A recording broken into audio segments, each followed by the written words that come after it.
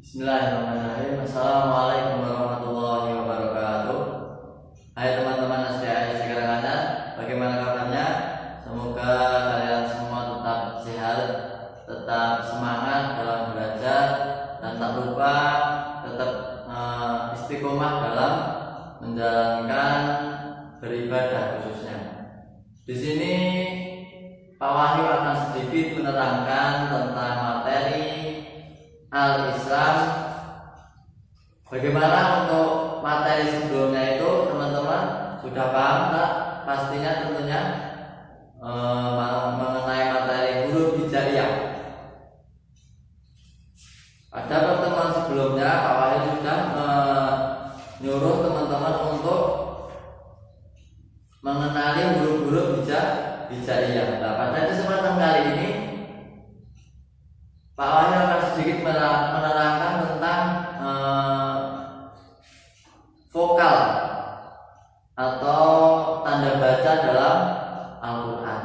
Nah, perlu teman-teman ketahui, di dalam kita mau membaca Al-Quran itu ada 3 vokal, yaitu A, I, U. Nah, cuma 3 saja, mudah kan?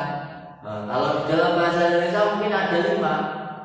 A, I, U, E, O. Nah, sedangkan kita dalam belajar huruf hijaiyah atau belajar PTA itu cuma 3, A, I, dan U. Nah, bagaimana lebih jelasnya? Mari kita simak bersama-sama. Tanda baca Al-Quran atau disebut dengan harokat.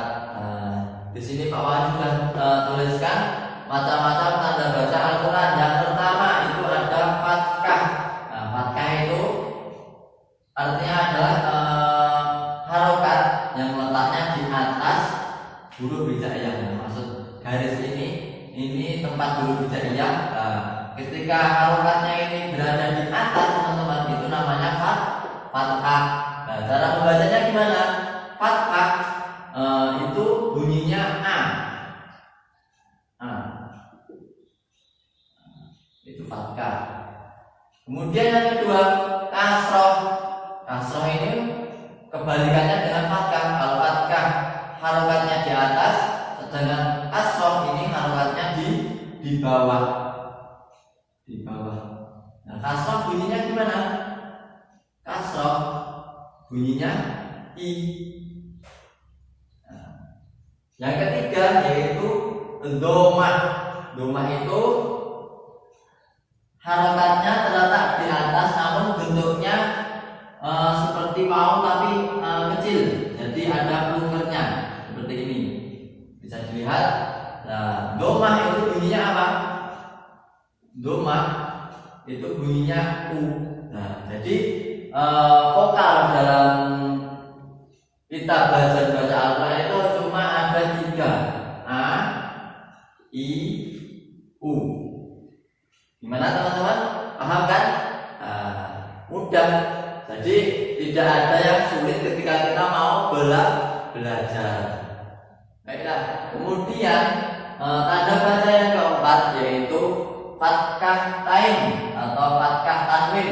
Itu hampir sama dengan fathah biasa. Kalau fathah tanwin, fathah tain itu coretnya double teman-teman. Nah, coretnya double. Letaknya di mana? Tetap di atas huruf hijaiyah. Cara membacanya gimana? Cara membacanya itu sama A, tinggal belakangnya menambah huruf N, berarti an, seperti itu. Kemudian yang kelima, kasroh tain atau kasroh tanwin. Itu kebalikan dengan fathah tain.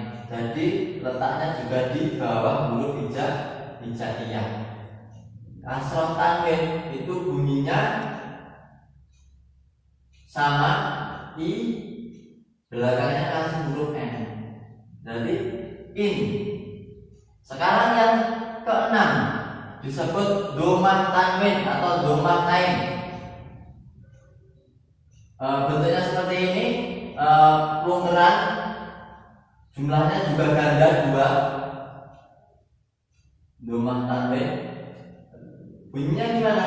Sama U, tinggal belakangnya kasih huruf N, berarti un. Nah, perbedaannya dari teman-teman, ketika fathah biasa tadi cuma satu, suaranya satu, kasroh suaranya satu, cuma suaranya satu, itu cara membacanya cuma A, I, U.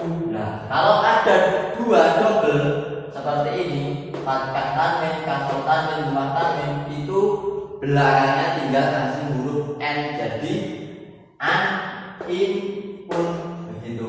Paham kan teman-teman? Mudah. Nanti teman-teman bisa mencoba di rumah.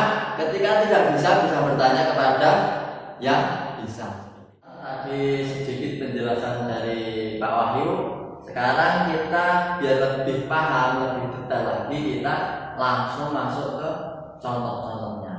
Baiklah, sebelum kita masuk ke contoh, nah di sini Pak Wahyu sudah tuliskan huruf asli. Jadi huruf asli ini cara membacanya, ini bukan na tapi non, ini mem, ini ada sin, ini ada ya. Nah, huruf asli ini bisa dibaca ketika apa? Ketika mendapat harokat fathah, kasroh, dhamma, fathah tanwin, kasroh tanwin, dan dhamma tanwin. Seperti itu. Baiklah, untuk langsung masuk ke contoh pertama. Di sini Pak Wahyu sudah tuliskan contoh fathah. Nah, di sini ada nun, mem, sin, sama ya. Nah, di sini ketika kita kasih fathah menjadi tulisan na, ma, sa, ya. Mudah kan? Nah, itu yang pertama. Yang kedua, contoh penulisan kasroh.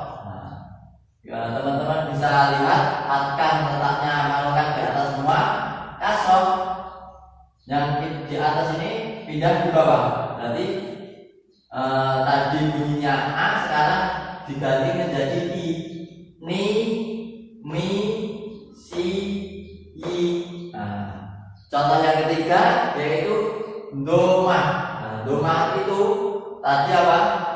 Ada plungker, ya, bentuknya plungker seperti waw tapi kecil di atas huruf hijaiyah. Cara membacanya gimana? Kita tinggal mengganti yang A, yang I tadi dan kita ganti menjadi U. Contohnya nu, mu, su, yu, seperti itu. Mudah kan? Nah, ketika belum bisa, silahkan teman-teman bisa melihat buku paket teman-teman, ya, di halaman 7 dan 8 itu sudah jelas. Jadi bisa sambil belajar sambil melihat buku paket. Kemudian contoh yang keempat itu tanda baca ganda atau fathah lain. Itu sama cara membacanya.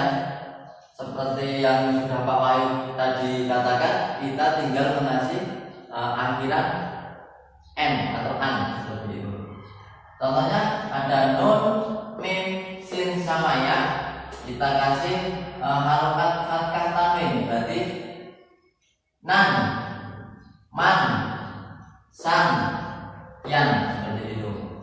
Kalau kasroh gimana Pak? Kalau kasroh berarti min, min, sin, yin.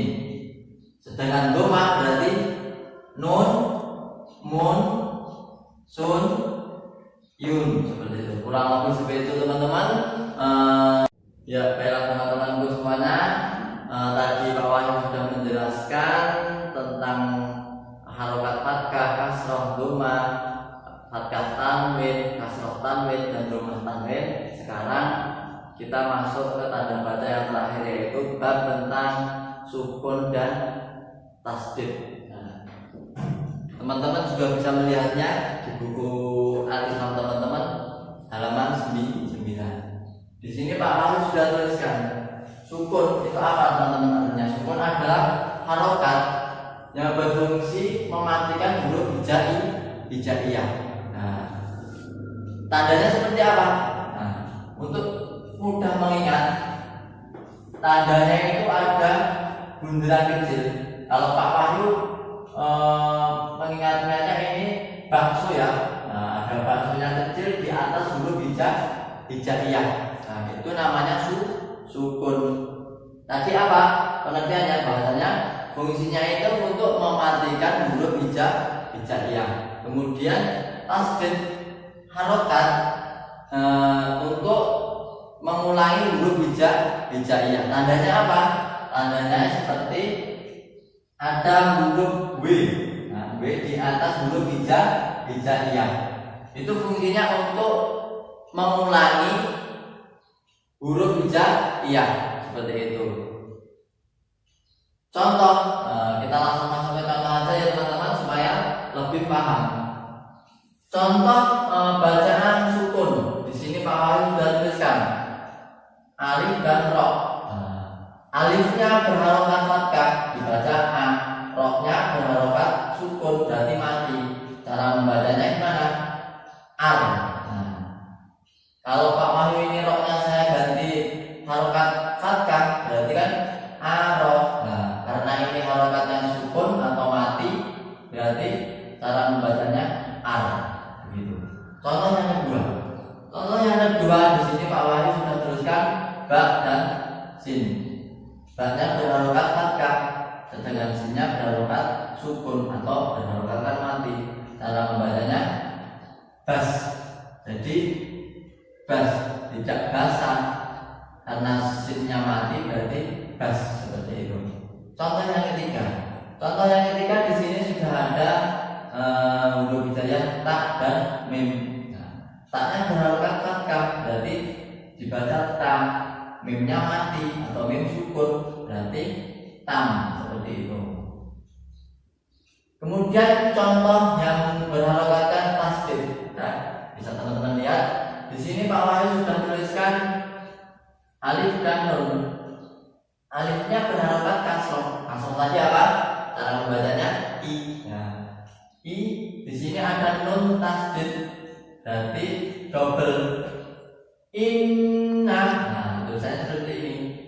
Nunnya double. Seakan-akan nanya dua tapi karena padahal satu seakan-akan nanya menjadi dua. Jadi cara membacanya ganda. Inna. Ada tekanannya. Contoh yang kedua, di sini ada huruf ba dan nun. Ba-nya berharokat fathah, jadi bunyinya ba. Nunnya ada tasdid. Karena ada tasdid tadi double langsung banna. Begitu. Contoh yang ketiga yaitu ta dan mim. Ta-nya berharokat fathah, mimnya tasdid. Tamma. Seperti itu ya teman-teman. Terima kasih hadir teman-teman sudah menyimak video dari Pak Wahyu, penjelasan dari Pak Wahyu.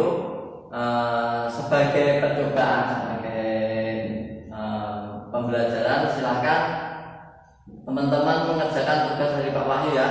Siap kan? Ya pastinya siap. Yang pertama, teman-teman silakan menuliskan 3 contoh huruf hijaiyah yang itu berharokatan fathah. Tadi Pak Wahyu di depan sudah menerangkan.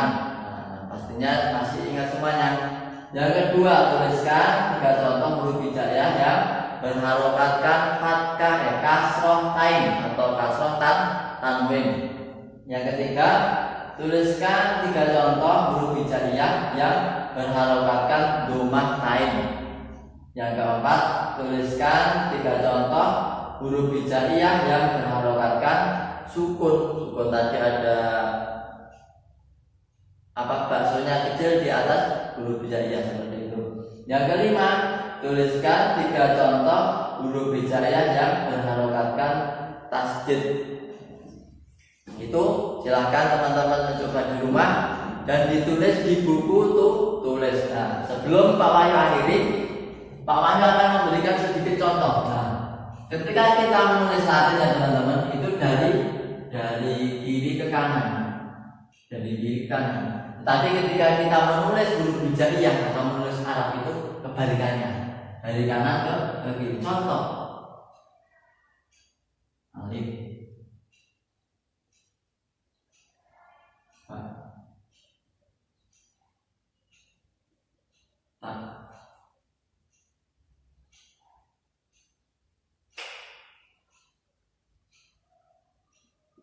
dan seterusnya. Begitu. Sin.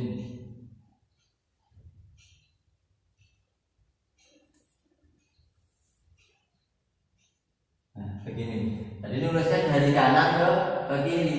Jangan sampai ketika kita menulis huruf Arab itu dari kiri ke kanan. Seperti itu. Cukup sekian dari Pak Wahyu. Terima kasih. Ya, itu tadi teman-teman sedikit penjelasan dari Pak Wahyu. Terima kasih. Tetap semangat